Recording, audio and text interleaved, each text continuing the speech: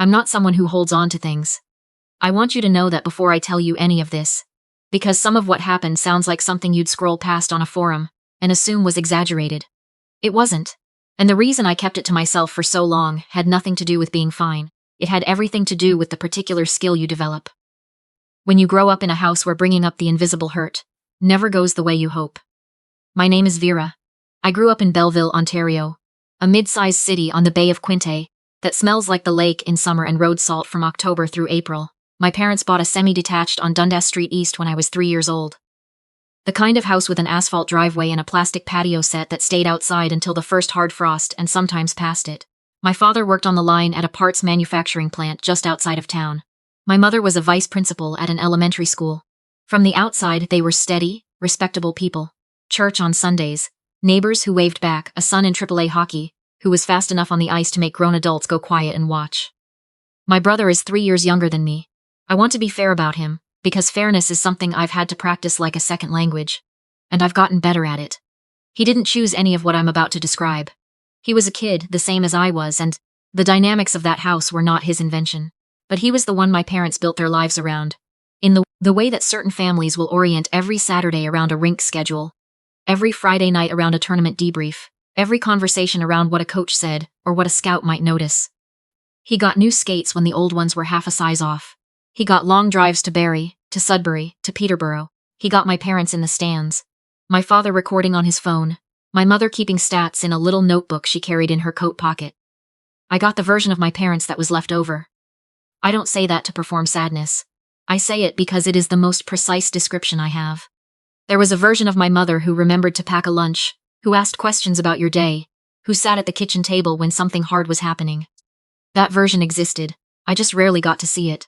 The version I knew was tired from tournament weekends, distracted by schedules, relieved when I handled things on my own, because one fewer thing requiring attention was genuinely helpful to her.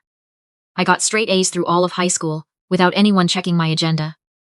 I signed my own permission forms in grade 10, because my parents were at a tournament in Trenton.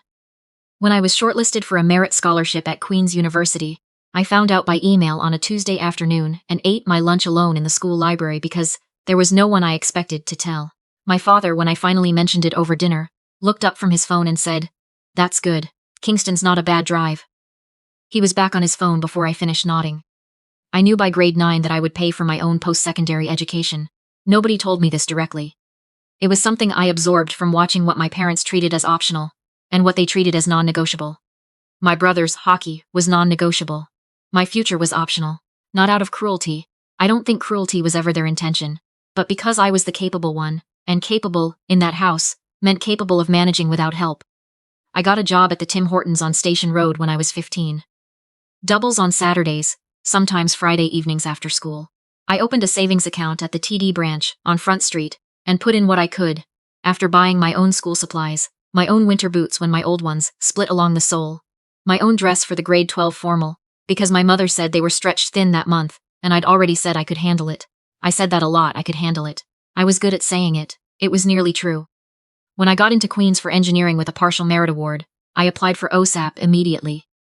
I was classified as an independent student, because I'd been working, and largely self-supporting for 2 years, and I put together a funding plan that covered tuition, residence, and books through a combination of scholarship money, provincial loans, my savings, and what I could earn on weekends. I made it work. Not comfortably. There were semesters where I calculated bus fare against whether I actually needed to attend a non-mandatory lab. But I made it work. My parents came to Kingston exactly once in 4 years. Thanksgiving weekend of my second year. They stayed for 38 hours, took me to Eastside Mario's, and left before I could show them around campus. My father said the drive back would be long, and they had things in the morning. I graduated in the spring of my 4th year. Bachelor of Applied Science, Honors, Faculty of Engineering and Applied Science. I had a job offer already, a real one. Salaried, with benefits, at an infrastructure consulting firm in Hamilton. I had spent 4 years building toward that offer in the specific way you build toward things, when you know that no one is going to catch you if the building falls over. Carefully, quietly, without leaving anything to chance. Convocation was on a Saturday in late May. Queen's holds the ceremony in Grant Hall, and I had been looking forward to it not in a greedy way, not expecting a party or a grand gesture. I just wanted a day that felt like mine, a day that had witnesses. A day where someone who knew what it had cost would be there when my name was read out. I booked 4 guest tickets in January, the day registration opened. I sent my parents the booking confirmation, the parking information, a link to a hotel I'd found on Sydenham Street at a reasonable rate. I told my mother I'd book the room for them if that would make it easier. She texted back, "We'll try to make it work." 3 weeks before graduation, my brother's AAA hockey team won their regional series and qualified for the Ontario Provincial Championship. The tournament was scheduled for the same weekend, in Sudbury. My father called on a Thursday. I was in the engineering library, finishing a submission, and I stepped into the hallway to take it. He said they were sorry, but they couldn't be in 2 places. He said the provincial championship only came around so many times. He said, "You'll be fine up there. You're always fine. It's not like you need us holding your hand at this point." I stood in that hallway for a moment after we hung up. There was a water fountain across from me, one of those old push-lever ones with a drain that always smelled slightly off. I stared at it for a while. Then I went back to my submission. Convocation morning was cold for late May, the way Kingston sometimes is. Gray sky, wind off the water, the kind of chill that makes formal wear feel ridiculous. I put on the gown and the hood and the mortarboard with the tassel that kept sliding forward. I walked across the stage in Grant Hall and shook the dean's hand. And she said my name clearly into the microphone. And I heard the sound of it in that old stone room and thought, this is real, this happened, I did this. In the guest section, the 4 seats I had reserved were occupied by people I didn't know. The booking office must have released them when the reservation went unclaimed. I had not thought about that possibility. I looked at those strangers sitting in those chairs, and I thought nothing in particular. I just looked. After the ceremony, I took a photo of myself on the steps outside Grant Hall. My arms stretched out, the hood visible, the sky gray behind me.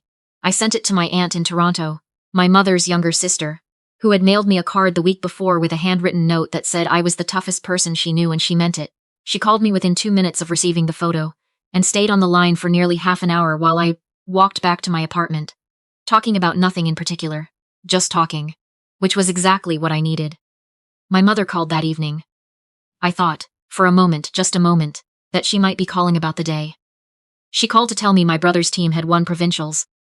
She said he'd scored a goal in the final minutes, and the arena had gone completely wild. She said it was one of the most incredible things she'd ever seen in her life. She said his name 3 times before. She seemed to remember for a reason and asked if I'd had a nice day. I said yes. She said, "Good, we'll celebrate properly at Christmas." I found out later that she had posted 47 photos to Facebook that afternoon, all of them from the arena in Sudbury. Someone I knew from high school sent me a screenshot a few weeks after, one of those moments where the person genuinely thinks they're being kind by keeping you informed. The caption read, "So, our champion. What a weekend for this family. Hard work always pays off. Soft." There were 62 reactions. There was no post about my graduation. I moved to Hamilton in July. A 1-bedroom apartment on the mountain, not much to look at but mine.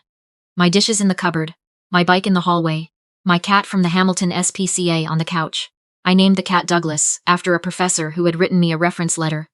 So thorough and generous that I'd read it 3 times in the parking lot of the financial aid office before I could make myself drive home. For a few months my parents and I existed in careful politeness. My mother would send a text every 2 or 3 weeks. "How's the job? How's the apartment? Eating enough?" I'd respond with short answers. "Fine, good, yes." I didn't bring up convocation. I'd learned, across many years of trying, that raising the invisible hurt always ended the same way. Someone got defensive, someone went quiet, and I ended up apologizing for making them feel guilty about something I was the one who had lived. The autumn after I graduated, I received a letter from the Canada Revenue Agency. It was 3 pages long, and written in the specific language government correspondence uses when it wants to be precise without being clear.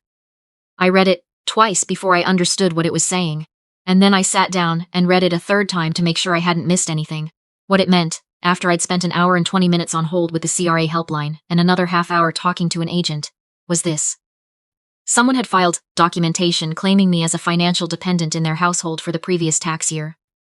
A year during which I had been living in Kingston, renting an apartment in my own name, employed and receiving OSAP on the basis of my status as an independent student. The discrepancy had flagged my own filed return and triggered a review. The someone was my parents. I sat at my kitchen table with that letter in front of me. Douglas climbed into my lap. I didn't move him. I just sat there for a long time, looking at the wall.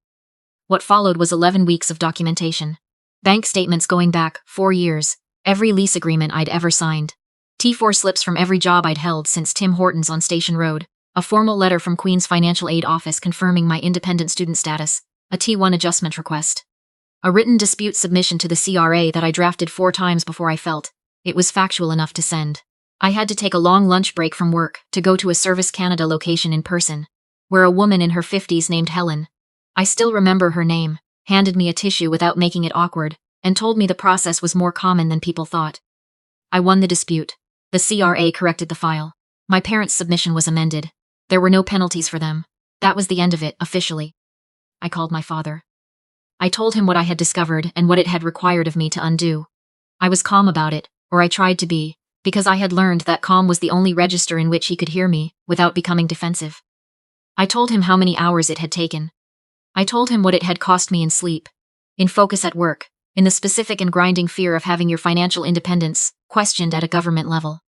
He was quiet for a while. Then he said, "We were just trying to recoup something on our taxes. We didn't think it would affect you."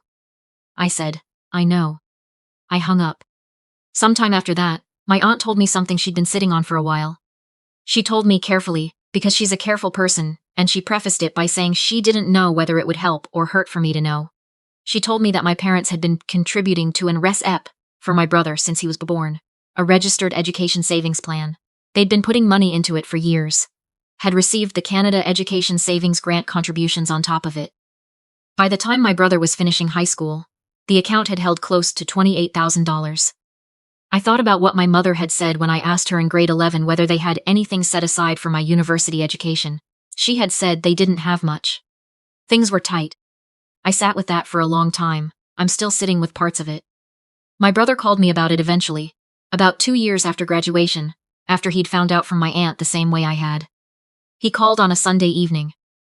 He was quiet in the way that sounds different from ordinary quietness, the way you can tell someone is actually ashamed, and not just pausing for effect. He said he'd always known something was off, that he'd felt guilty sometimes without knowing exactly why, and that finding out about the respe had made it concrete in a way he couldn't rationalize. I told him it wasn't his fault. That's the truth.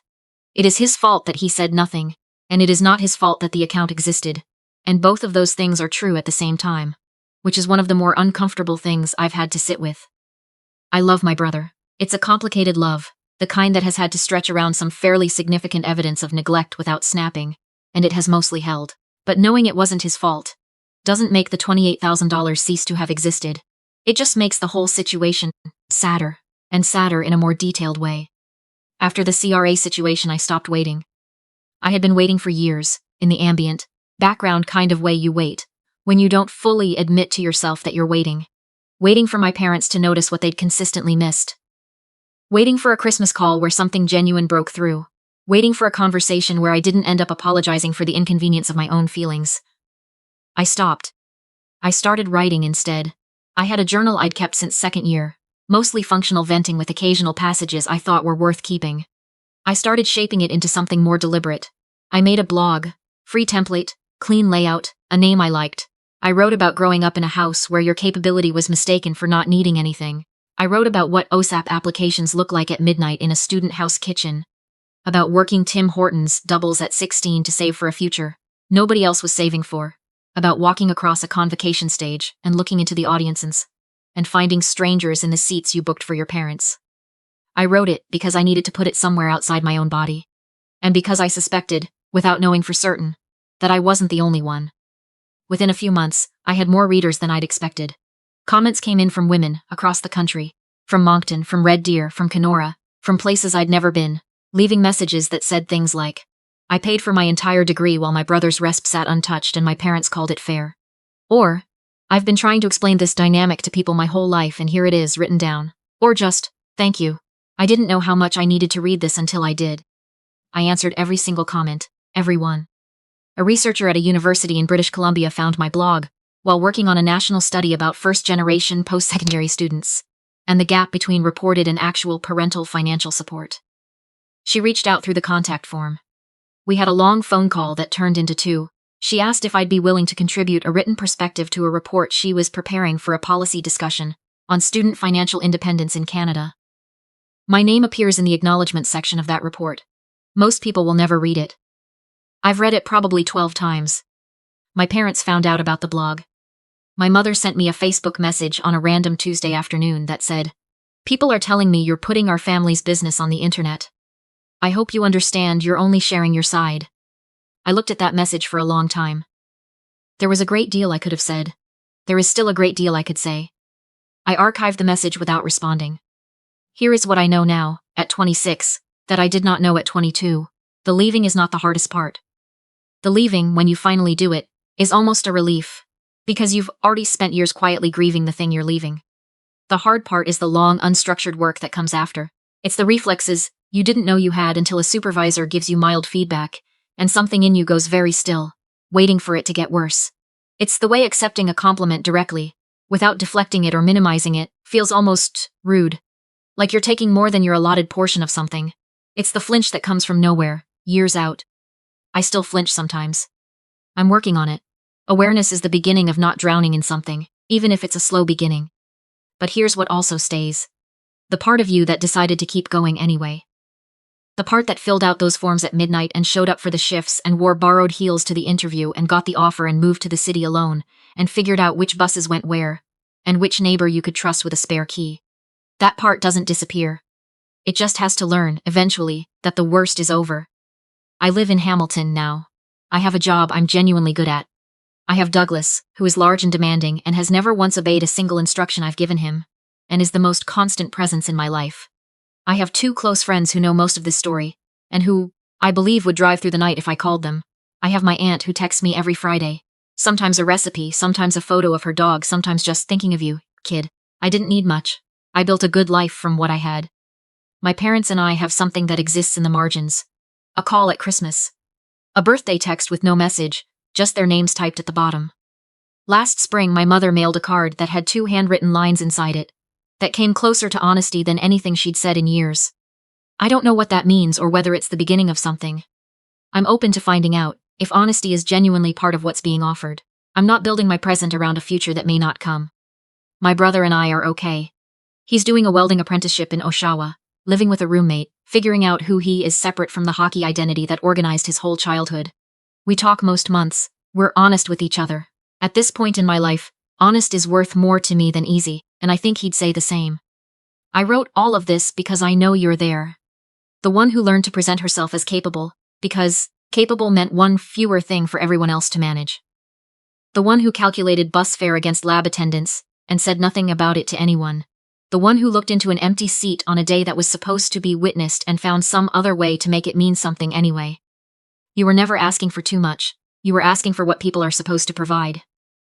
There's a difference between the two, and the fact that you were taught to confuse them is the wound, not the evidence of your weakness. The hardest thing I've ever done was not leave. It was choosing every day to believe that the life I was building was worth building, even when the people who were supposed to believe that first never did. Your story is still going, so is mine. And the best part about finally building something for yourself. You get to decide what it looks like from here.